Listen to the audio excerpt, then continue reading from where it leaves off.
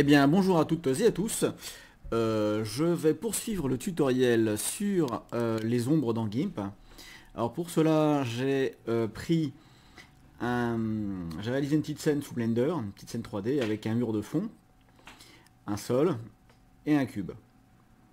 Pour les besoins du tuto, je vais aussi vous présenter un fond blanc, notre fameux cercle trigonométrique et notre jolie personne qui vient nous porter assistance. Alors la dernière fois, je vous avais montré comment faire une ombre classique. Alors, on va réappliquer la technique. Je vais mettre une ombre donc sur cette femme qui va épouser l'ombre ici du cube. Alors pour ça, rien de plus simple. Je prends mon petit cercle trigonométrique, l'outil déplacer le calque actif. Hop. Si. Ah, pardon. Le calque actif, c'était le calque blanc. Voilà. Donc ici, je vais déplacer, je vais me mettre à l'angle du cube. Donc contrôle enfoncé, molette avant pour zoomer, sous GIMP. Comme dans la plupart des logiciels d'ailleurs. Voilà, donc ici je suis bien à l'angle et je vais pouvoir faire ma mesure. Alors pour cela, eh bien, je vais utiliser un outil de traçage plutôt que réduire le cercle trigonométrique. Alors je crée un nouveau calque, je fais transparence, je valide. Je vais prendre maintenant l'outil crayon et je vais mettre une taille de 1. Donc ici, hop, on saisit 1. J'efface et je saisis 1. Je me mets ici, donc sur le croisement des axes. J'appuie sur majuscule, bouton gauche toujours enfoncé. Et je vais donc suivre l'ombre qui est ici, là, vous voyez. Ah zut, j'ai lâché trop rapidement. Donc je recommence. Je mets ici, je clique, j'appuie sur majuscule. Je maintiens majuscule enfoncée. Je m'aligne sur l'ombre. Ici. Et je lâche. Et maintenant je peux faire la lecture. Ici, sur mon cercle trigonométrique. Donc ici nous allons avoir donc 10, 20, 30. On est à peu près à 24. Enfin 23 et des poussières. Donc on va dire 20. On est à 24 degrés. Eh bien je sélectionne ma petite trousse. Je fais un clic droit et je mets la taille au bord de l'image. Voilà, c'est plus simple. Je fais disparaître mon cercle trigonométrique. Et je fais disparaître mon cercle qui était... Voilà, mon trait qui était là. Donc, filtre, ombre et lumière. Et ombre en perspective. Jusqu'à là, rien de neuf. Et qu'est-ce que j'avais mis? Ah oui, bah voilà, c'est 0.4 et non pas 40. Donc il faut bien que je mette ma petite virgule là. Je valide. Voilà, donc ici on a notre ombre qui arrive sur le cube. Problème. Eh bien, généralement, quand vous avez une ombre qui est au sol, elle va rester à plat. Là, on n'a aucun souci. Seulement ici, sur la surface du mur, l'ombre continue à plat sur le dessin, puisque c'est un dessin en 2D qui va refléter un support en 3D. Je sais pas si... Et donc, ici, la réflexion ne devrait pas être à plat comme ça, mais plutôt à la verticale. Pour ça, on va dupliquer le calque. Alors, je fais disparaître ma petite trousse. On va dupliquer le calque de l'ombre. Alors, avant de le dupliquer, je vais corriger ici le remplissage, donc avec mon petit pinceau.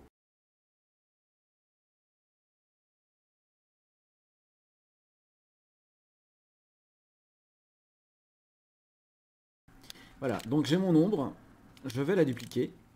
Voilà. Et donc, je vais mettre une partie mur. Je vais appeler mur. Et une partie que je vais appeler sol. Voilà. Alors, sur la partie sol, je sélectionne, je prends ma gomme, je vais prendre une grande taille. Ici, je vais prendre une brosse avec une bordure nette. Oula, la taille est peut-être un peu trop grande. Et je vais me mettre le bas de ma brosse sur le bas de mon cube. Je clique sur le bouton gauche de ma souris, j'enfonce Shift, j'enfonce CTRL si je suis en ligne droite, ce qui ici n'est pas tout à fait le cas, voilà, et j'efface la partie du cube. Alors, je vais changer la taille de ma brosse, parce qu'ici, ce qui déborde, ce qui n'est pas sur le cube, je ne dois pas l'effacer, parce que ça, c'est toujours à plat. Donc, hop, majuscule. Décidément, il y a de la circulation, je suis désolé pour les bruits que vous pouvez entendre. Il doit y avoir quelque chose, un marché de Noël dans le coin, je ne sais pas. Voilà, bon, j'efface grossièrement comme ça. Voilà. Donc ici, j'ai effacé peut-être un peu trop.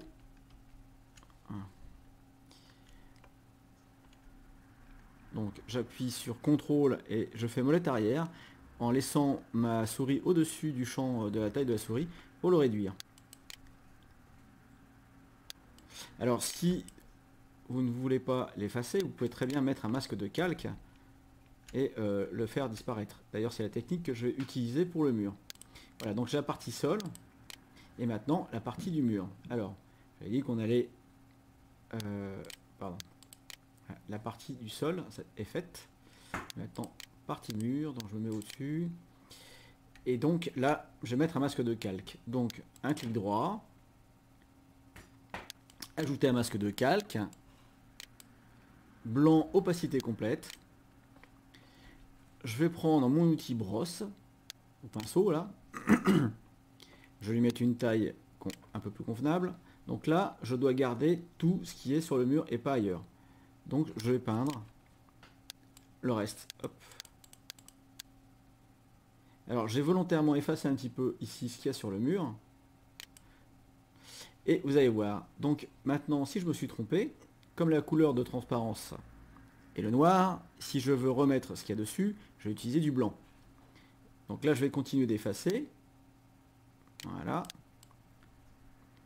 Donc là, je peins mon masque de calque ici en noir.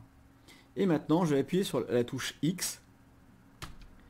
Alors X, regardez bien ce que ça fait. Quand j'appuie sur X, ça inverse la couleur de premier plan et la couleur d'arrière-plan.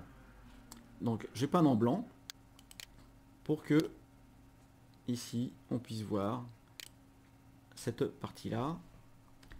CTRL molette avant, je zoome. Je réduis ma taille ici. Et là, je vais peindre en noir, donc X. Je clique. Ah, pardon. X. Je clique, j'appuie sur majuscule, je suis le bord et j'efface. Voilà. Et un petit coup de X. Voilà, ici. Bon, bah, mon ombre est faite là, il n'y a pas de souci. Voilà. Donc maintenant, j'ai mon ombre sur le mur. Et j'ai mon ombre au sol. Pour l'instant, rien ne changé. C'est juste mon ombre qui est découpé en deux. Ah, sur le mur, j'ai peut-être omis le petit coin là.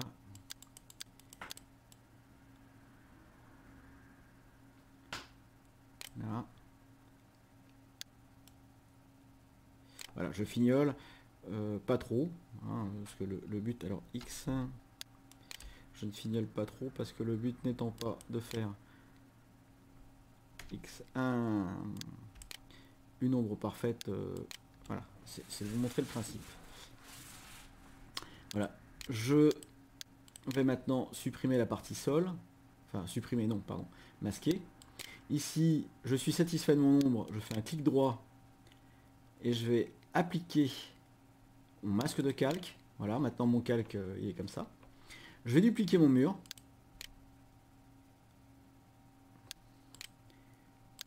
en cas de bêtises. Et je vais prendre l'outil cisailler. Donc là, je cisaille de façon à mettre un peu plus à plat. Voilà. Alors ici, on a une partie qui déborde. Alors cette partie-là, j'ajoute un masque de calque. Blanc, opacité complète. Comme ça permet de faire des rectifications non destructrices. Voilà. X, et je passe en noir ici.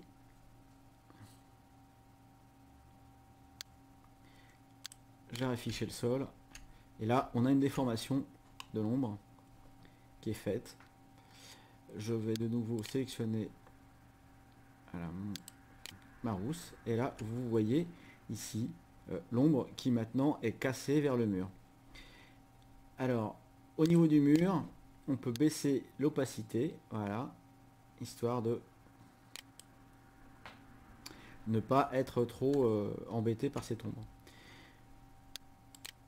La copie du mur ne me sert plus à rien. Je la mets à la poubelle. Et ici, je vais faire une fusion vers le bas. Fusionner vers le bas. Voilà. Donc maintenant, j'ai mon ombre qui a été déformée.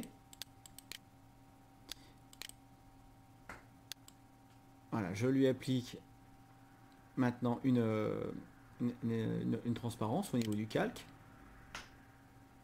Je vais lui appliquer aussi un flou. Un flou gaussien. Je clique ici pour me déplacer, voir ce que ça donne. Alors, voilà, je le mets à 10, 11. Voilà, il y a un petit flou, c'est sympa. On a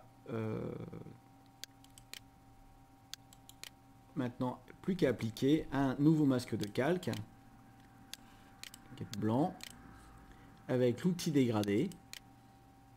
Alors l'outil dégradé c'est pareil. Vous avez blanc vers noir. Si j'appuie sur X, vous voyez ici ça change aussi. Ça fait blanc, noir vers blanc. Il va utiliser la palette de premier plan vers l'arrière-plan. Donc moi, comme je veux du blanc, c'est-à-dire garder de l'information vers de la perte d'information, je vais donc aller de blanc vers noir ici. Donc je me mets à peu près par là. Voilà. Au milieu. Peut-être jouer sur l'opacité.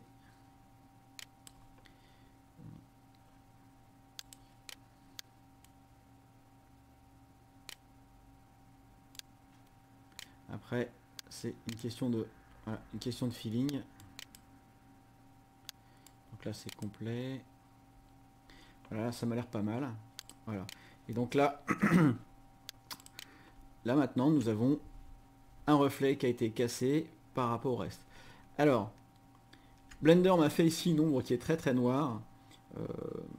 Bon, ici, moi j'ai traité l'ombre de façon moins opaque. On peut la forcer. Ceci dit, cette ombre là, c'est pas très naturel. Là, on est vraiment dans. Donc j'ai sorti une image très rapidement de Blender avec un cube, mais voilà. Donc vous aurez rarement une ombre aussi nette, cassée, noire, avec un noir aussi profond. Alors maintenant, nous allons réutiliser notre petite blonde, notre petite rousse, pardon. Ici, on va la faire apparaître. Et là, on l'a mis dans une situation où elle est un peu plus proche du mur du fond. Plus proche du mur du fond, eh bien, on va avoir ici une courte distance, plus une ombre portée derrière. Alors, je vais dans Filtre, Ombre et Lumière, Ombre portée. L'ombre portée ici, regardez bien, on est bien sur le calque de devant. Je vais me décaler de X. Alors X, je rappelle, l'axe des X, c'est l'axe horizontal. Donc ici, je vais me décaler d'à peu près... alors on va remonter, donc j'appuie sur CTRL.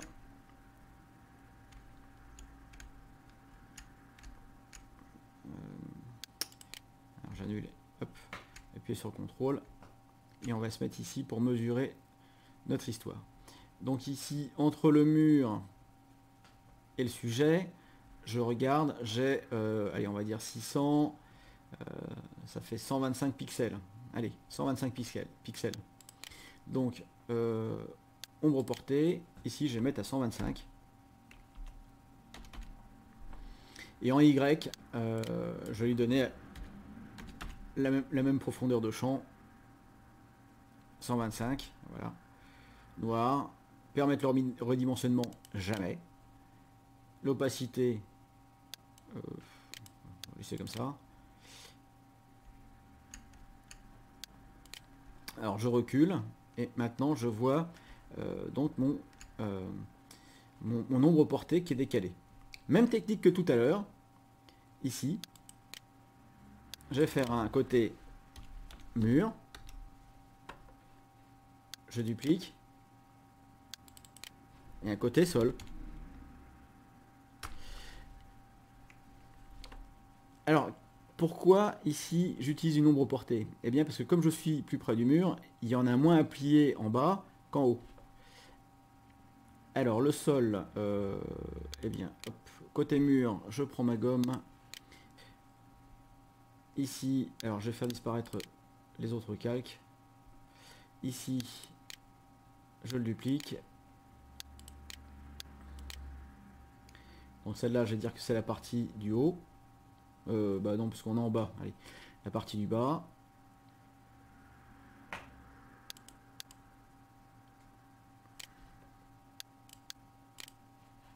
Et là, ça va être la partie du haut, puisqu'elle est en haut.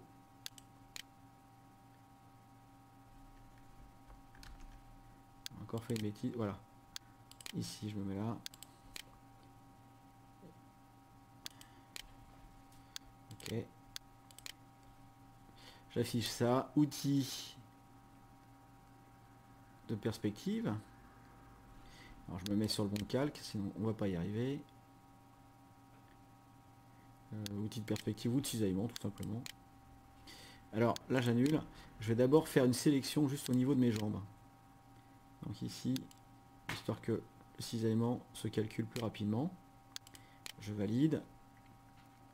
Je cisaille. Hop.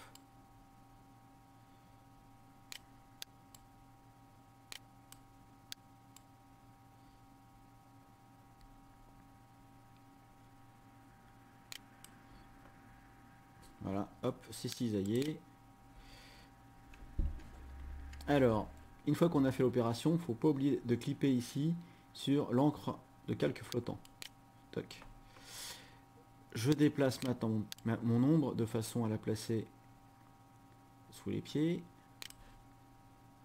Je fais apparaître l'autre. Je reviens sur ma première ombre, sur celle du bas, et je vais tout simplement la réduire.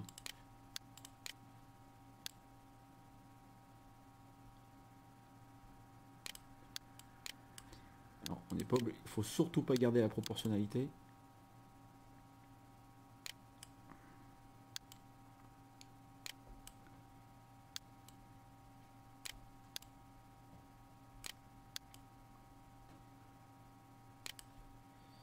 Voilà. On va voir ce que ça donne. Là, c'est pas... Voilà. Ici, je vais effacer ce qui dépasse.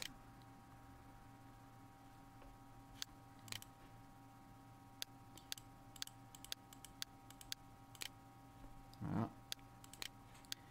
Élargir un petit peu.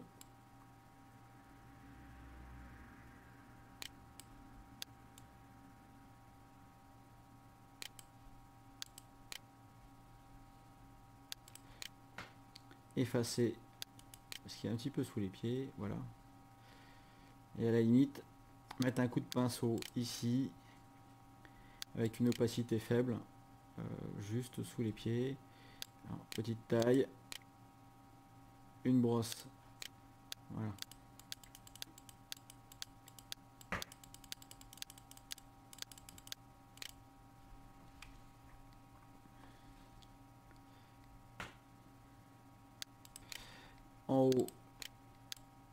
je redis place un petit peu.